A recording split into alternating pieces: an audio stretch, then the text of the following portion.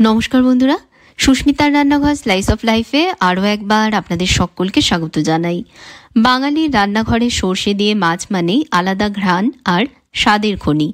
তিল সর্ষে বাটা দিয়ে আজ আমি পাবদা মাছ রান্না করে দেখাবো।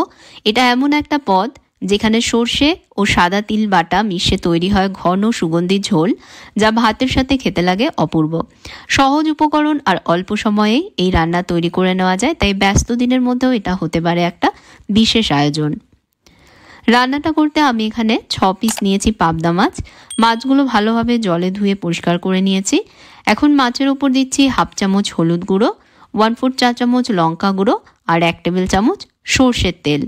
নুন, হলুদ, লঙ্কা গুঁড়ো আর তেলটা মাছের গায়ে ভালোভাবে মাখিয়ে নিয়ে মাছগুলো আমি ম্যারিনেট করে নিচ্ছি। এবার একটা গ্রাইন্ডার জারে নিচ্ছি 1 টেবিল চামচ কালো সর্ষে, 1 টেবিল চামচ সাদা সর্ষে আর 1 টেবিল চামচই এর মধ্যে দিচ্ছি সাদা তিল।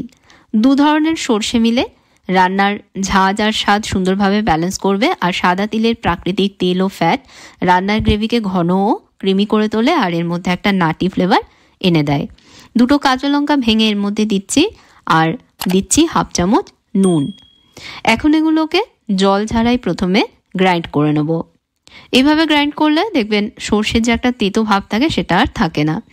তারপর এর মধ্যে অল্প জল দিয়ে একসাথে মিহি করে বেটে নেব।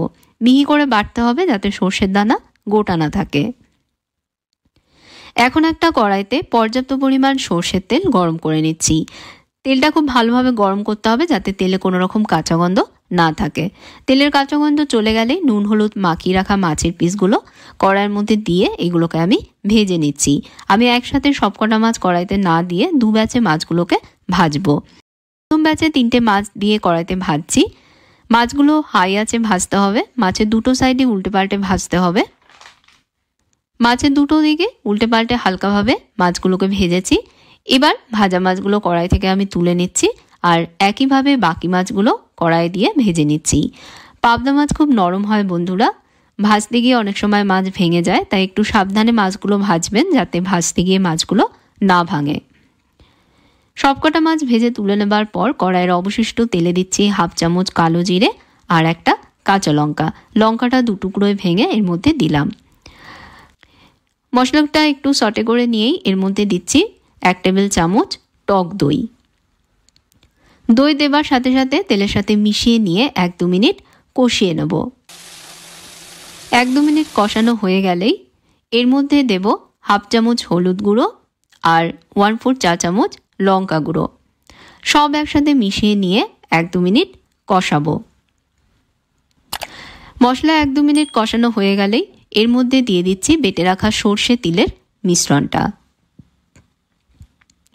দেবার পর আবারও সব একসাথে মিশিয়ে নিয়ে কষাবো। মশলা থেকে তেল না ছাড়া পর্যন্ত মশলা কষিয়ে নেব। 2 মিনিট কষাতেই মশলা থেকে তেল ছেড়ে দিয়েছে। এবার মশলা বেটে নেওয়া জারটা ধুয়েই এর মধ্যে আমি দিচ্ছি 1 কাপ মতন জল। খুব বেশি জল দেব না, কারণ এর গ্রেভি একদম গা মাখো হবে। আর দেবো স্বাদ মতন আরও একটু নুন। তো আরও একটু নুন দিয়ে নুন আমি অ্যাডজাস্ট করে নিচ্ছি। এবার সব মিশিয়ে দিয়ে ঝোল ফুটে উঠতে দেবো। ঝোল ফুটে উঠলেই ভাজা মাছগুলো এর মধ্যে দিয়ে দেব। ভাজা মাছ থেকে যে তেল বেরিয়েছে সেটাও এর মধ্যে কাচিয়ে দিয়ে দিচ্ছি। ব্যাস, এবার কড়াইটা ঢেকে দেব।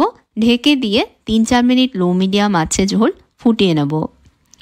3-4 মিনিট পর ঢাকনা সরিয়ে এর মধ্যে সবশেষে দিয়ে দেব 1 মুঠো ফ্রেশ ধনেপাতা কুচি। দেবার পর এর সাথে মিশিয়ে নিয়েই একটা পাত্রে এটা তুলে নেব। সর্ষের ঝাঁজ আর তিলের নাটি স্বাদ একসাথে মিশে রান্নায় শুধু স্বাদই বাড়ায় না, রান্নায় আনে সুঘ্রাণ, পুষ্টি আর দারুণ টেক্সচার, যা গরম ভাতের সাথে লাগে অমৃত। অবশ্যই রেসিপিটা এইভাবে ঘরে একবার ট্রাই করে দেখবেন বন্ধুরা। আর ভালো লাগলে লাইক, শেয়ার, কমেন্ট করতে ভুলবেন না। চ্যানেলে সাবস্ক্রাইব করে পাশের বেল আইকনে প্রেস করে দেবেন। সাথে আমায় ফেসবুক পেজও ফলো করবেন। তাহলে আজকের মতন বিদায় নিচ্ছি। আপনারা ভালো থাকবেন, ভালো রাখবেন। ধন্যবাদ।